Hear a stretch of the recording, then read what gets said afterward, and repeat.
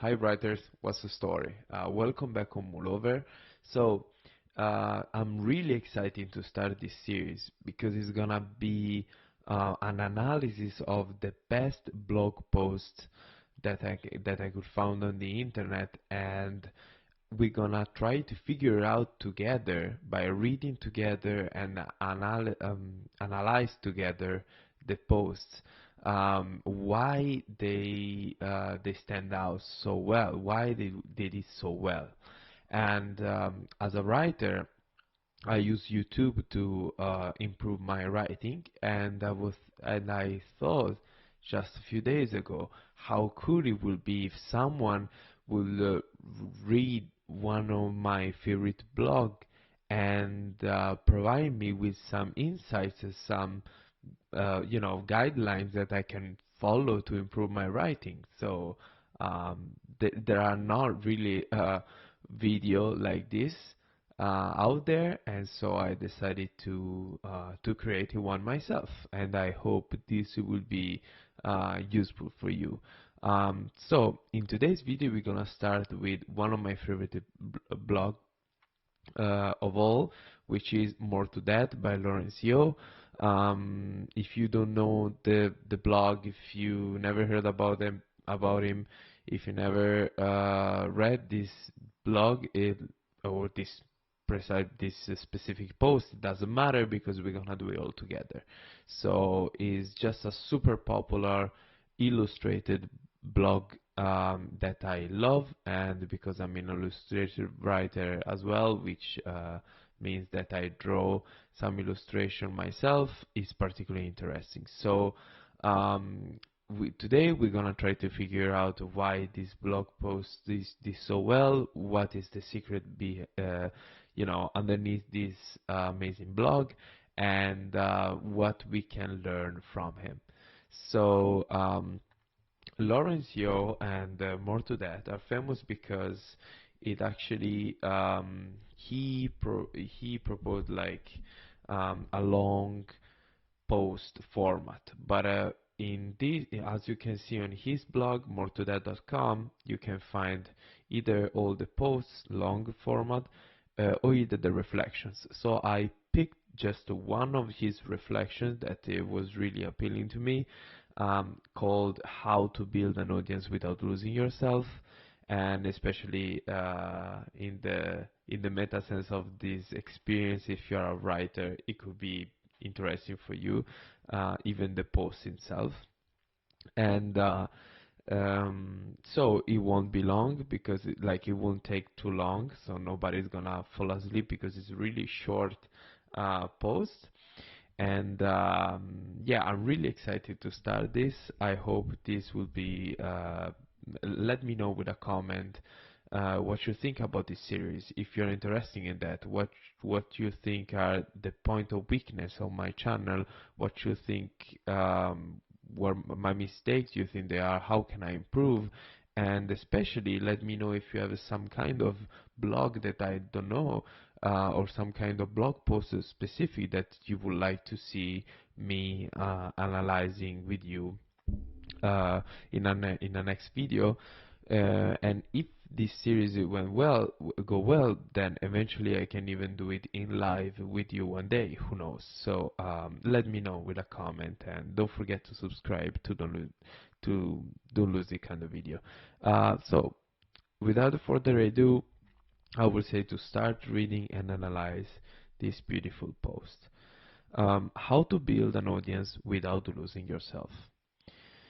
So, I was a full-time musician for a number of years, and like any career in the arts, it was full of ups, downs, and everything in between. So this is the open line. Okay, so Lawrence always opened the line, and the purpose of his open line is to make the reader wondering two things essentially. And that's I learned this from his course, which is the first one is uh, okay, go on, and the second one is how so. So the introduction, the first line, the opening is it has to be a hook for the reader, and by this I was a full-time musician for a number of years, and like any career art in the arts, I was full of up and downs. We are like here now reading, and we think, okay, go on, okay.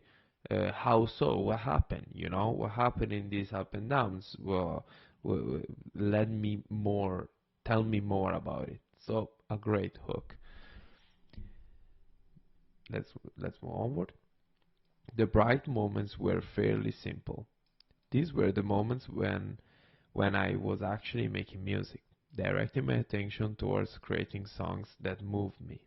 When I was focused on the craft itself, that's when I was closest to actualize whatever creative potential I had within me. Okay, so this is we start with a personal anecdote here so far. If this was where I remained, then perhaps my relationship with music would have blossomed into something incredible. But, so here we start to twist in problem, um, the problem part of the piece. So like every piece of him address a problem, and a problem he move over it, and he has reflect on, and here is start this one. So, but instead it went in the opposite direction, primarily because I stopped investing my time into making music and focused on gaining approval instead.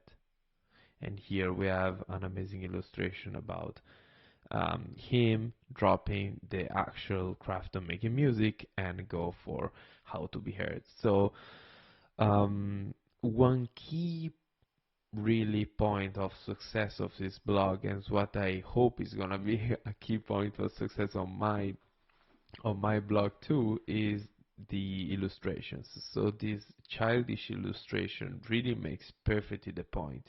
You can see the expression of the guy. He is leaving the desk and go to try to be heard, and this is just so cool, and it's something that I use to um, I use as well. My blog, my posts that you can find on Medium, they are full of this kind of illustrations. Um, and this is a great way to to introduce the reader to the actual problem with a visual, so you can visualize the problem yourself. You can see the guy going to trying to be chasing approval instead of actually doing the craft. Okay, let's move onward. You see, music is one of those art forms that's riddled with status games and gatekeepers, like writing. Of course, many creative fields are like this, but music is one where it's especially obvious. As a result, I dedicate much of my attention towards figuring out how I could be heard instead of working on the music itself. So instead of trying to be a better musician, I would spend that energy reaching out to blogs, labels, and other musicians in the hopes that they will listen to my work. I would read up on distribution strategy, growth hacks, and even stood in front of record label hoping to sneak my music past the front desk. All these things took up many hours of my time, which meant that were less and less hours in the day where I was actually creating music at my desk. Ultimately, I understood how futile this all was. I realized that what really mattered was whether my music itself was getting better, and that I need to direct my energy towards that. But by that point, my relationship with music changed. It no longer brought me joy to create it, and instead felt like a slog to wade through. Focusing too much on how I was going to be heard chipped away at my love for the art, and realizing this, I knew that it was time to step away. Okay, so in this small paragraph, we can actually see this small tree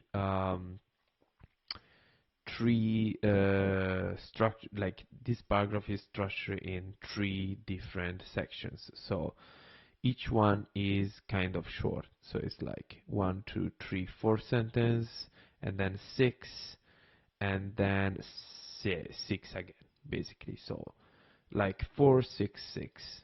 So it's not a block of text, but it's more like a bridge. I see this as a bridge.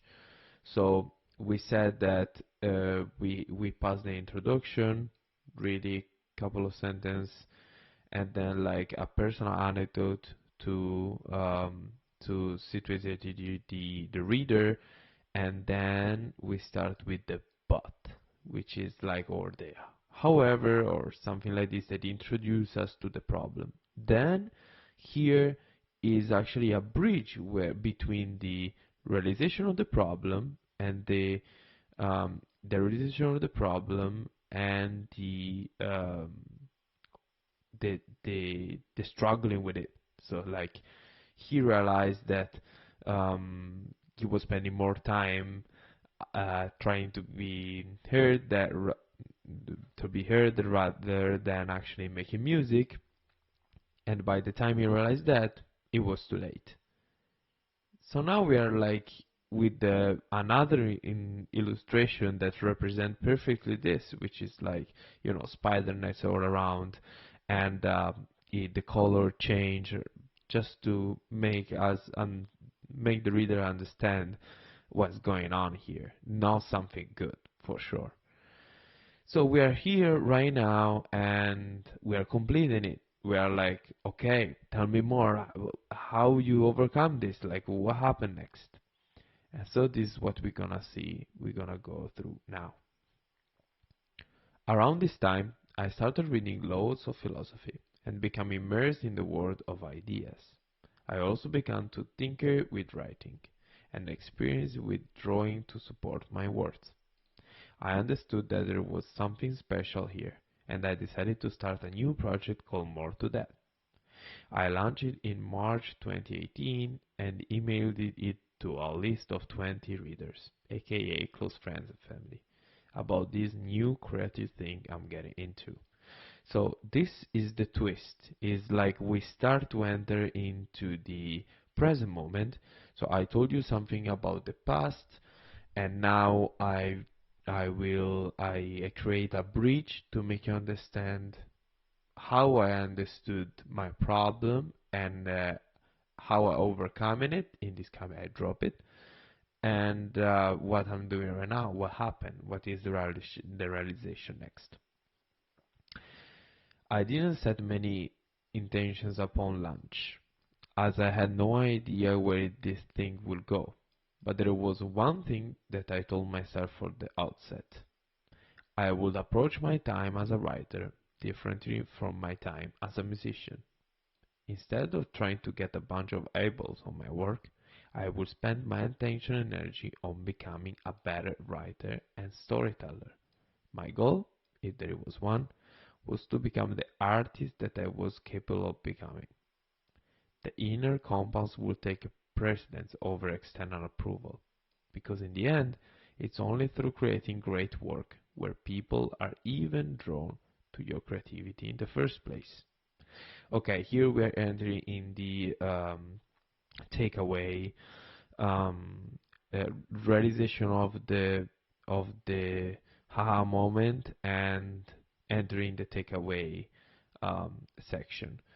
So he started the writing career, thankfully, and he decided something for himself. He said, which is something basically that here he's saying like, okay, I'm here to telling you what's the takeaways here, what is the big realization that I came across, and and he used the some bold sentence to really stick with the reader and to make him understand, okay, it's not just those two dots or like the space um, between what happening right now and what I realized, but it's also the bold sentence that is gonna make us understand, okay, here there is something we have to pay attention to. Instead of trying to get a bunch of eyeballs on my work, I will spend my attention and energy on becoming a better writer and storyteller. So it's amazing. It's just amazing for any writer who is watching this video, because it's like it's a great takeaway to go away with, and a great way to represent it and to really um, present it. Yeah, and then he dropped another beautiful illustrations to make us understand the point. So illustration, bridge, and bold sentence is what make really the body of this piece great. And then we can go in the conclusion, which is like, as we see, 5, 6, and something like 7 sentence, not that long, which he presented like also on yeah, he tried to spread like the word of his writing course, and we're gonna see how these sentiments has guided more to that to this date. In the era of growth hacks, SEO, and algorithmically boosted content, I've continued to focus on how I can become a better storyteller.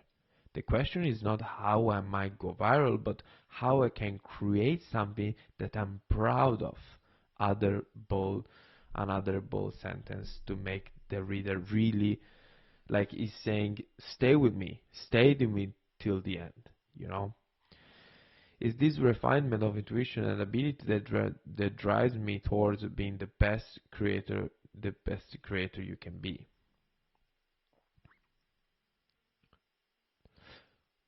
That's why thinking in stories won't give you grow hacks or templates you can use to quickly build an audience.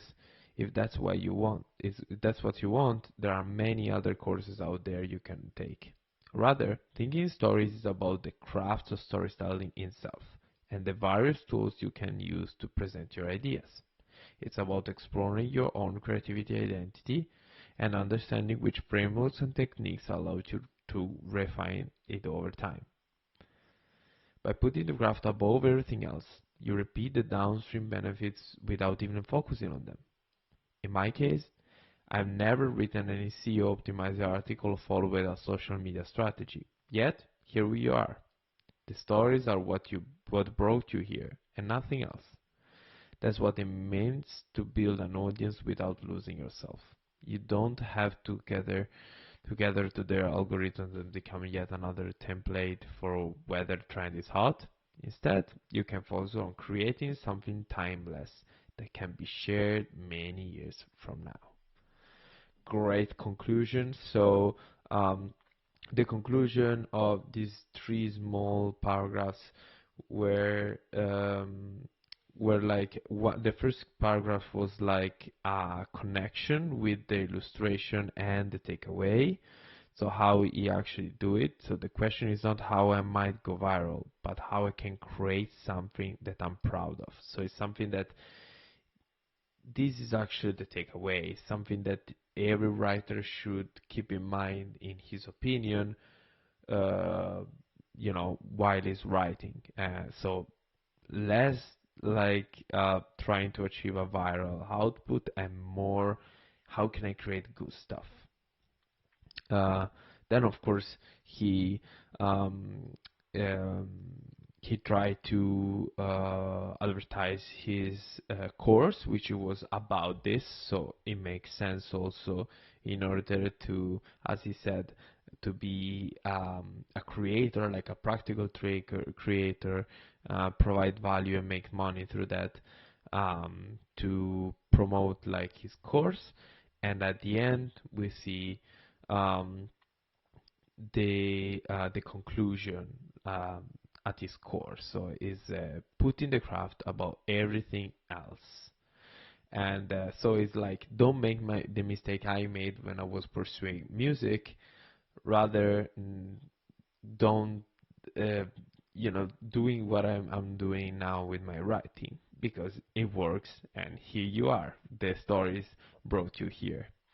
So was a beautiful lesson, beautiful short reflection, essay, and I really hope that you enjoy me doing this. Really exciting, and I would like to do more of it. So let me know with a comment what you think about it, and how can I improve, and which kind of blog should I analyze next. Thank you so much for your time, and see you in the next video.